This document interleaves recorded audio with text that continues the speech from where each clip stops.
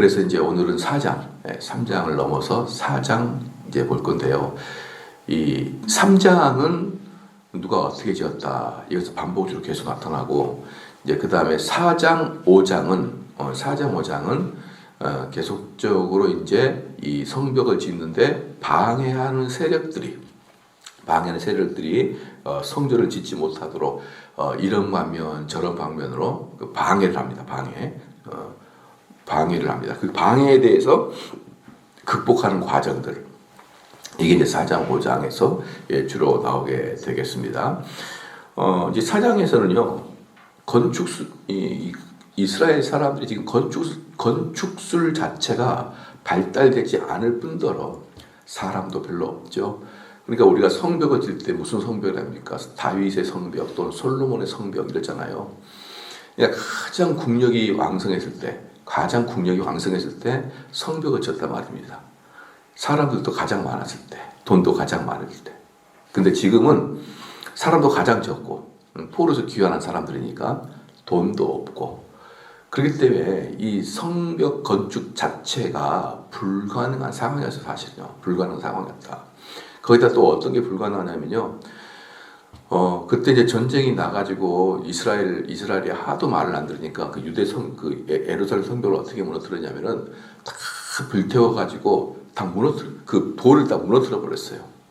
돌을 다 무너뜨렸는데 그 돌들이 그냥 얼마나 하냐 그러면은 돌 하나하나가 이 강대상보다 더 커요. 돌 하나가.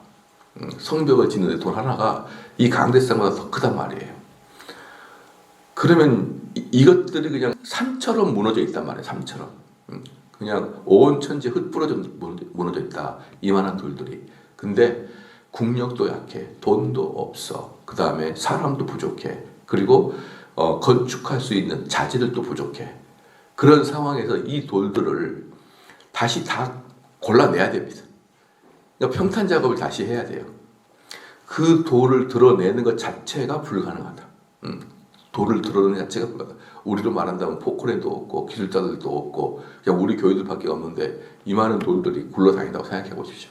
그것들을 골라서 쌓아놓는 것만으로도 불가능한 일이다. 그것은. 그 다음에 나머지 돈이 또 있어야 뭐 어디서 뭘 사오는데 그런 것도 없고.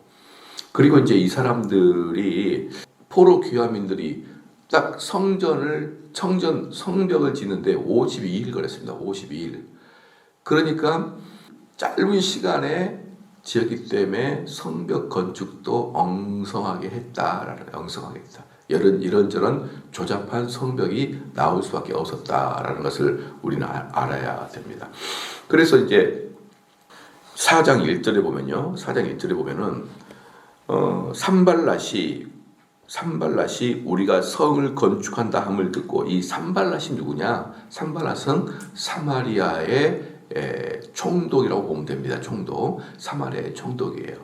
그러니까 이 사마리아의 총독은 당연히 지금 이 유다에서 예루살렘 성벽을 쌓는 것에 대해서 엄청나게 예민해져 있습니다. 왜 그러냐 그러면요, 역대 이스라엘은 누구와의 싸움이었냐면 북쪽의 에브라임과 남쪽의 유다 지파의 서로 경쟁 구도였어요. 북쪽의 에브라임 지파와 남쪽의 유다 지파의 경쟁 구도였다라는 것이죠. 그러니까 북을 대표해서 남유다에서는 유다하고 베냐민 지파가 두 지파가 있고, 북쪽에는 두 지파를 뺀 나머지 10지파가 북쪽 지파였다 이 말입니다.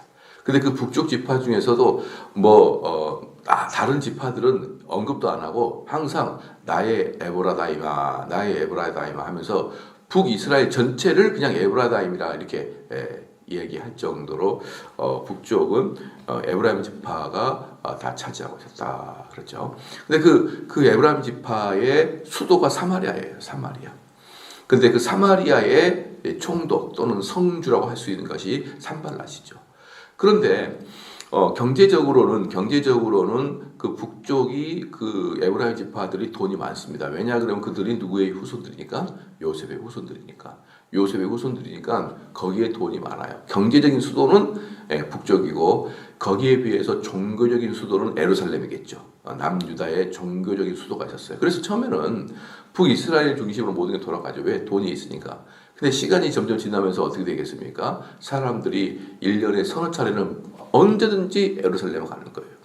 1년에 서너 차례는 언제든지 예루살렘에 가는 것이죠. 그러니까 이게 시간이 지나면서 점점 어떻게 되겠습니까? 점점 북쪽보다는 남유다를 중심으로 세가 확장이 되고 강해지고 이제 이스라엘의 대표적인 도시가 위쪽에 북쪽에 있는 것이 아니라 남쪽 예루살렘으로 전반적으로 힘의 균형이 아래로 내려오게 되는 것이죠. 그죠? 아래로 내려오게 된다. 힘의 균형이 아래로 내려오니까 어떻게 됩니까? 다윗도 솔로몬도 거기다가 이제 다윗이 예루살렘에다 수도를 정하잖아요. 그러니까 다윗이 예루살렘에 수도를 정하기 전에는요, 상당히 다윗이 심사숙고해가지고 그래서 사울 같은 경우는요, 이스라엘의 왕이라고 하지만 사울이 이제 베냐민 지파거든요. 사울이 베냐민 지파인데 이스라엘 왕이라고 하지만 북쪽에 있는 지파들은 콧방귀도 안 꼈어요. 특별히 유다 지파도 아니고 베냐민 지파, 사울이 일대 왕이잖아요. 일대 왕이 아주 그러니까 조그마한 지파에서 왕이 된 거죠. 그러니까 북쪽에 있는 이스라엘 사람들이 콧방귀도 안 꼈습니다. 그래서 2대 왕이 다윗이 될 때는요, 그 남쪽 유다 성읍의 왕이 1차가 되고 2차 전체 이스라엘 사람들의 왕이 되는 거예요. 다윗이. 그래서 다윗 때 드디어 전국구의 왕이 되는 거예요. 다윗 때. 그러면서 그 수도를 예루살렘으로 정하는 거예요. 이제 그러면서부터 확실하게 어때요? 주도권이 예루살렘으로 완전히 내려오는 것이죠. 주도권이 예루살렘 완전히 내려오는. 그때서야 예루살렘이 주도권을 잡아요. 그런데 이제 그럼에도 불구하고 여전히 우리로 말하면 미국으로 말해볼까요? 우리보다는 미국이 좀 낫겠습니다. 미국의 정치적 수도는 워싱턴이면 경제적 수도는 뉴욕이잖아요. 그렇죠. 그런 개념으로 여전히 남유다에서는 그 예루살렘이 종교적인 수도, 그렇지만 여전히 경제적인 에브라임 수도 쪽이었습니다. 근데 이 두 개가 계속 쌍벽을 이루어 오다가 드디어 이제 힘의 균형이 완전히 깨져버린 게 뭐냐 그러면 예루살렘 성벽이 완전히 무너지고 다 포로로 끌려가 버렸잖아요. 그러면서 이제 뒤늦게 그 사마리아에서 이 산발랏이 사마리아 성을 강력하게 구축하고 그 다음에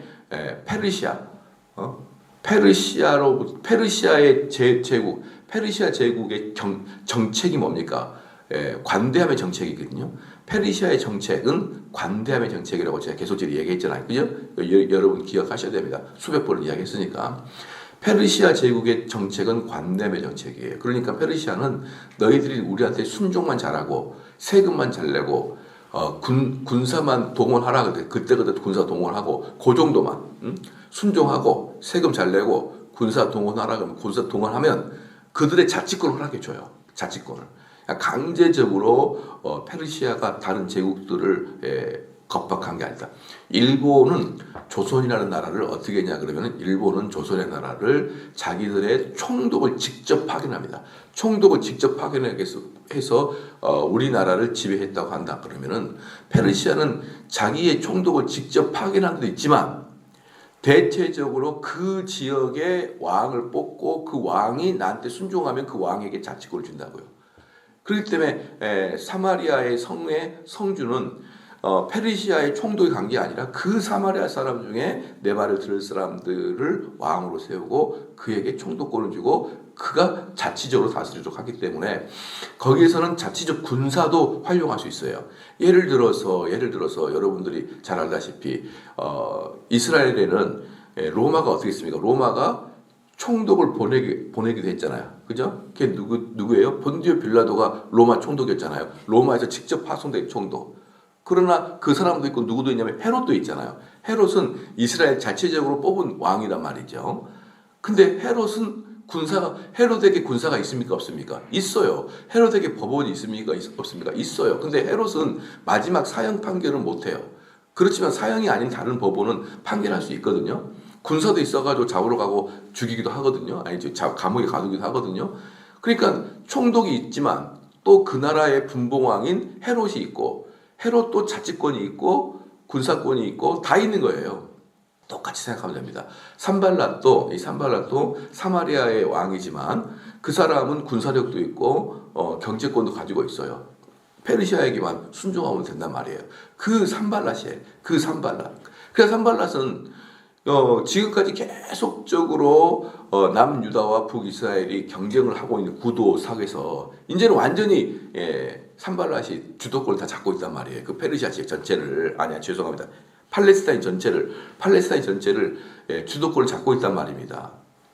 그런데 갑자기 나타나가지고 그 예루살렘 성벽을 짓겠다고 하니 만약에 여러분이 산발랏이라 그러면 정신이 그냥 산만해지지 않겠습니까? 그러니까 이게 정신이 그냥 몽롱해지고 이러면서 아니 몇백 년 동안 이제 내가 맹주를 자리 잡고 있는데 그리고 알거든요. 예루살렘은요 딱 성벽 건축을 하자마자 뭐가 된다? 완벽한 요새가 돼요. 예루살렘은. 왜? 절벽 위에 세우는 거니까. 절벽 위에 세우는 거기 때문에 산발랏은 알아요. 예루살렘에 성벽이 지어지면 이건 손도 못 댄다는 걸 알아요. 그러니까 바로 그 두 가지 이유. 내가 주도권을 갖고 내가 큰 소리 치고 있었는데 경쟁자가 다시 선다는 것.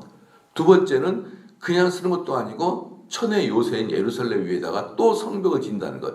이게 여러분이 만약에 산발랏이면은 여러분 가만히 있겠습니까? 여러분 가만히 있겠어요? 난리를 치지. 그 지역의 패권을 다 잡고 떵떵거리고 있었는데 아니 예루살렘이라니 그동안 우리를 그렇게 괴롭혔던 예루살렘이라니 여러분들이 산발랏이면요 산발랏보다 10배는 돌아버렸을 거예요. 막 미쳐버려. 잠도 안 와요. 그렇기 때문에 저는 이거 다 보면서 100% 산발랏의 마음이 이해가 돼요. 100% 산발랏의 마음이 이해가 되더라라는 것이에요. 그러니까 산발랏이 우리가 성을 건축한 다음을 딱 듣자마자 어떻습니까? 크게 분노하여 유다 사람들을 비웃으며 여기서 크게 분노하는 이유는 뭐냐 그러면요. 여기서 크게 분노하는 이유는 뭐냐면은 이 유다의 예루살렘 성벽을 만드는데 그냥 만드는 게 아니라 페르시아 왕의 아닥사스다의 명령을 받고 지은 거예요. 페르시아의 아닥사스다 왕의 허가권을 받고 건축을 하는 거예요. 그러니까 허가권을 받고 건축을 하니까 이게 어떻게 해볼 방법이 없으니까 분노가 먼저 나는 거예요. 만약에 허가권을 받지 않고 이 건축을 했다 그러면은 비웃었을 거예요. 그냥 처음부터. 아이고 그래 한번 해봐라. 예, 공무원들이요 참 재미있습니다. 공무원들이 만약에 우리가 불법 건축을 할 수가 있습니다. 불법 건축을 할 수가 있는데 이 불법 건축이라는 것은요, 막 내가 불법을 한다라는 마음도 별로 없어요. 마음도 별로 없고 예를 들어서 우리로 말한다 그러면 만약에 예를 들어서 우리 말한다 그러면 지금 너무 이제 우리가 소그룹실이 부족하잖아요. 소그룹실이 부족하니까 우리 주차장에다가 만약에 컨테이너로 한 두 동을 딱 만들어요. 컨테이너로. 그래서 거기서 교육도 하고. 근데 그러면서 그게 불법 건축물이 될 수가 있어요. 근데 나는 어떤 마음이 드냐 그러면요. 우리 빈 땅에다가 하나 만들어서 거기서 이제 우리가 소그룹도 하고 아주 그런 간단한 생각을 하거든요. 그런데 사실은 그 전체가 허가를 받아야 되고 또 허가는 잘 안 내줍니다. 왜 그러냐면은 이 땅에 맞는 평수가 있거든요. 건축 평수가 있거든. 근데 우리는 좀 부족하고 그러니까 우리 땅에다가 조그맣게 하나 가건물을 지어서 이건 되지. 그러면은 공무원들이 이것은 불법입니다. 이렇게 하면 안 됩니다라고 한번 얘기를 해요. 그리고 얘기를 안 합니다. 그리고 언제 얘기하냐? 마지막 건축 다 끝나고 준공 때 준공 허가를 안 내줘요. 참 공무원들은요. 사람을 괴롭히는 능력이 있는지 몰라도 지금 지면 이거 허물어야 돼요라고 그렇게 강력하게 이야기 잘 해줍니다. 이건 안 됩니다. 이것은 사장님 이렇게 하면 안 됩니다. 이렇게만 얘기하고 이거 다 지금 허물 수가 있어요. 이제 그러다가 건축 딱 마지막에 원상복귀 뭡니까? 다 치워서 그 자리에 그대로 다시 평평하게 만들어놔야 돼요. 그러면은 돈 억수로 쓰고 포크레인으로 다시 찍어내야 돼요. 그러니까 여기서도 산발랏도 뭡니까? 걔가 건축한다고 내비둬요.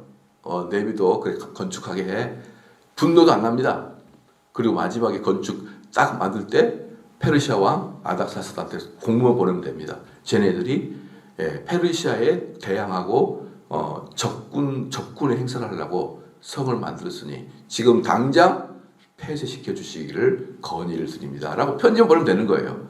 근데 분이 난 이유가 뭡니까? 허가를 받고 왔거든요. 허가를 받고 오니까 분이 납니다. 그리고요. 여러분 잘 들으십시오. 저 사람을 공격할 때 이 뒤에 보면은 산발랏이 군대까지, 아까 군대 동원 가능하다고 그랬잖아요. 자기 군대까지 동원해서 치려고 했습니다. 근데 군대까지 동원해 치려고 그러면 첫 번째 아닥사스다 왕이 제일 눈에 띄잖아요. 자, 그걸 하기가 어려워요. 군대를 동원할 수 있지만 나중에 탈이 날 수 있어요. 그때 사람을 절망시키고 사람을 낙담시키고 그 일을 방해하는 가성비 최고는 뭐냐면 빈정거림입니다. 빈정거림은 돈도 안 들이고 다른 사람의 눈치도 안 보고 아닥사스다 왕의 법적 제재도 받지 않고 그냥 빈정거림을 말미암아 그 사람의 마음을 꺾어버리고 낙담시키는 거예요. 그래서요, 영국의 속담에서는요, 비웃음은 마귀의 웃음이다, 이렇게 표현합니다. 비웃음 마귀의 웃음. 그리고 빈정거림과 비웃음은요, 항상 반의 진실이 있어요. 진실의 반이 딱 있고 거기에 과장이 반이 들어가요. 그래서 빈정거림과 비웃음은요, 완전히 맹탕 거짓말을 얘기하는 게 아니라 참말을 근거로 과대 해석을 해버리는 게 빈정거림이거든요. 그러면서 돈도 안 들이고 법적인 문제도 안 가고 가장 손쉽게 상대를 곤란하게 만들고 낙담을 시키는 방식이 바로 남을 뒤에서 욕하고 빈정거림이에요. 그래서 다른 미국도 마찬가지고 어느 나라도 빈정거림이 없는 나라가 없는데 특별히 한국 문화는요, 이 입으로 하는 범죄가 제일 많다는 거 여러분 알아야 돼요. 제가 언젠가도 말씀드렸지만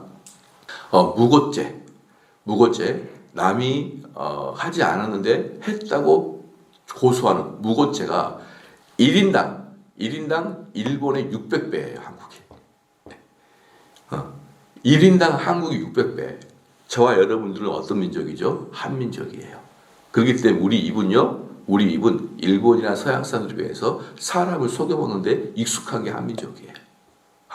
그래서 우리는 특별히 남을 뒤에서 흠잡는 것을 교인들은 하지 말아야 돼요. 우리 교회에서 이 훈련 안 하잖아요. 그럼 한국은 입만 열면 거짓말하는 민족이에요. 유럽 사람들이나 서양 사람들이 한국 어글리 코리안이라고 했던 이유가 뭐냐면 우리는 거짓말을 숱하게 해가지고 미국에서 세금을 돌려먹는 것 중에 1번이 한국이었어요.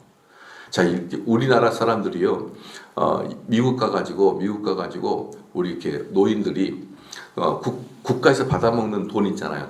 이 돈을 가장 많이 타는 민족 중에 하나의 민족이 대한민국 어른들이에요. 70대, 80대가 미국 국가에서 돈을 이렇게 받아먹는 1등입니다. 그런데 국가에서 그런 최저임금을 받으려고 그러면 뭐가 없어야 되면 재산이 없어야 돼요. 재산이. 근데 우리나라 사람들이 제일 많이 받는 민족 중에 하나예요. 국가에다가. 그럼 우리나라 사람이 미국에서 진짜 못 사냐? 아니야. 뭘 했을까요? 재산을 딱 뒤로 돌려가지고 자식들한테 다 넣어버려요. 그래서 국가에다가 돈을 받을 수 있도록 서류를 꾸미는 것이죠. 1등 한국. 이러니 미국 사람이 한국 사람 좋아하겠습니까? 온통 잔머리를 굴려가지고 국가에서 돈을 받을 수 있는 거 있으면 어떻게 해서, 근데 잘 생각해봐요. 국가에 돈을 받는다는 것은 가난하기 때문에 돈을 받는 거라고요. 그러면 정직한 게 뭡니까? 가난하면 돈을 받고 안 가난하면 돈을 안 받아야 되는데 안 가난해도 돈을 받도록 돈을 없애버린다니까요. 다른 데로. 여러분 익숙하죠, 이게? 익숙합니다. 그래가지고 우리나라도 보면요, 뭐 이렇게 노인들 돈 준다고 보면은 분명히 잘 사는데도 어떻게 해가지고 돈을 받아내는 노인들이 우리나라도 적잖아요. 근데 이건 미국 가면 더 잘해요. 그래서요, 미국에서는요, 세금 포탈이라는 것을 막기 위해서 한국 사람만 전담해서 조사하는 사람이 따로 있어요. 워낙에 머리가 좋고 워낙에 거짓말이 능숙한 민족이라서요, 우리를 따로 조사해야 돼요. 따로. 그래서 저는 우리 교회에서 제가 항상 강조하는 것이 남 얘기하지 마라, 비웃지 마라. 이것을 저는 목회 사명으로 하고 그렇게 가르치고 있어요. 정대호 목사 저라도 이것을 외쳐야 그나마 제가 목회하는 교회는 좀 덜하니까 여러분, 그게 바로 왜 비웃음과 거짓말과 비아냥은 뭐다? 마귀의 웃음이다. 마귀의 웃음. 남을 손쉽게 그냥 조사버리고 손쉽게 마음에 낙심을 일으키게 하는 그 비아냥, 그 비웃음, 이게 산발랏이 처음으로 했던 것입니다. 그러니까 이런 말이 있어요. 원자폭탄은 가난한 자들의 폭탄이다. 원자폭탄은 가난한 자들의 폭탄이다. 원자폭탄 만들고 어렵지도 않고 돈도 많이 들지 않아요. 그러나 엄청난 파워가 있기 때문에 가난한 자들의 폭탄이다 라고 하듯이 비웃음은 가난한 자들의 마귀의 웃음이다. 진짜 돈 많은 사람은 어때요? 비웃는 게 아니라 법원에 고소해버리고 뭐 경찰에 고소하고 그 다음에 행정처분해버리고 아니면 힘을 동원하는데 그거 할 수 없는 사람들은 뒤에서 쑥덕거리면서 그렇게 하더라. 그래서 산발랏의 첫 번째 방식은 비웃음이었다. 그 다음에 두 번째 2절, 자기 형제들과 사마리아 군대 앞에서 일러 말하되, 이러면서 5가지로 비웃어요. 2절부터 3절까지 5가지를 비웃는데요. 비웃는데 일러 말하되 이 미약한 유대 사람들이 하는 일이 무엇인가? 이 미약한 유대 사람들, 여러분 맞습니까? 맞죠? 아까도 말씀드렸듯이 이들은 포로 귀환해가지고 아무것도 없고 인간도 별로 없어요. 인원수도 별로 없습니다. 그러니까 이 미약한, 제가 말씀드렸지 않습니까? 비웃음은 반의 진실이 있다.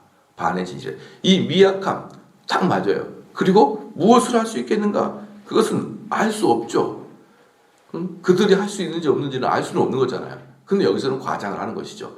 그러니까 일견 진실을 말하고 일견 과장을 한다. 그래서 비약을 한다. 그리고 이 미약한 사람들이 하는 일이 무엇인가 라고 하면서 그 뭐라 하냐면 두 번째는 스스로 견고하게 하려는가. 이게 뭐냐면 누가 자기들이 똑똑하다고 안 할까봐, 그 뜻이요. 누가 지 잘났다고 말 안 할까봐. 뭐 우리도 그렇게 말할 수 있잖아요. 아이고 저 무식한 것이 혼자 잘나가지고, 혼자 잘나가지고, 저 아무것도 없는 것이 혼자 잘나가지고 뭐 저렇게 전라도 말로, 왜 전라도 말 자꾸 생각나는지 몰라요. 저렇게 꺼들거리까, 저렇게 꺼들거리까. 아이고 저것들이 뭘 잘나가지고 저 모양 지 잘난 척할까, 이렇게 하는 거 있잖아요. 참 똑똑한 척하네, 막 이런 거 있잖아요. 그렇잖아요. 이런 것도 스스로 견고하게 하려는가, 이 말이에요. 이 말. 이 말입니다. 그 다음에 제사를 드리는가, 이 말은 또 뭐냐면, 이것도 이제 그 예루살렘 성을 만드는 근본적인 이유는 뭡니까? 거기서 예배를 드리려고 하는 거잖아요. 그럼 여기서 일견 맞아요. 근데 뭐라고 합니까? 저거 주구들 예배 드리려고 하는 거야? 예배 드리려고 하는 거야? 이렇게 하는 것이죠. 야, 저것들 지금 예배 드린다고 저렇게 만드는 거라고, 뭐 이런 식이에요. 그러니까 또 여기서 뭐지 말하냐면은 제사를 드리려고 하냐, 이거 종교적인 행위잖아요. 그러니까 또 이것도 있습니다. 야, 뭐 지네들이 아니라 하나님이 내려와서 뭐 돌을 골라주고 건축을 해준다냐, 이런 느낌. 예, 니네 기도나 해라. 망했어요. 그러면은 망했습니다. 그랬더니 옆에 있는 사람이, 야, 예수 믿고 다 망한 거, 야, 니네 하나님한테 한번 해달라 그래봐. 이렇게 빈정거리는 것이죠. 이게 바로 제사를 드리려 하는가, 그 뜻이에요. 제사를 드리려 하는가. 신앙의 힘으로 극복하려고 그러나?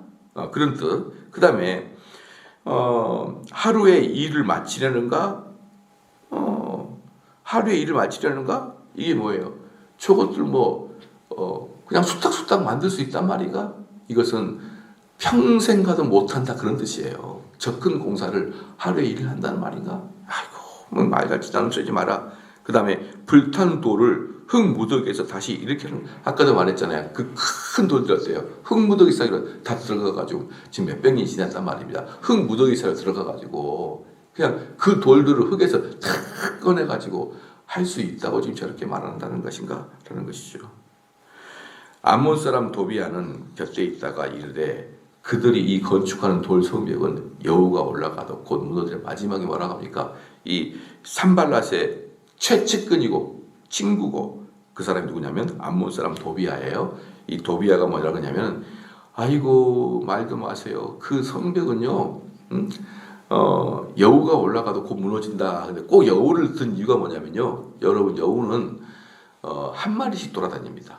한 마리씩 돌아다니고 노랗게 생겼어요. 그리고 여우는요 크지가 않아요. 그러니까 여기서 여우를 말하는 게 뭐냐 그러면요, 그 사막에 하나씩 흩어져 있는 노란 돌들을 말해요. 돌들, 노란 돌들을 여우라고 표현합니다. 그 돌들을 다 모아가지고 겨우겨우 지는데 건축 기술도 없고 돈도 없는 사람들이 그거 지어놨다가는 뭐 하겠다는 거예요? 여우가 한 마리 올라가도 다 무너져 버릴 거다. 여우가 올라가 다 무너져. 그거 하려고 저거 하고 있다. 자기들끼리 낄낄낄 웃고 있는 거예요.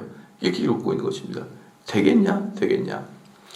여러분, 그런 식의 이제 빈정거림으로부터 시작해가지고 이제 이때부터 4장부터 이때부터 이제 느헤미야의 빈정거림이 시작이 되기 시작합니다.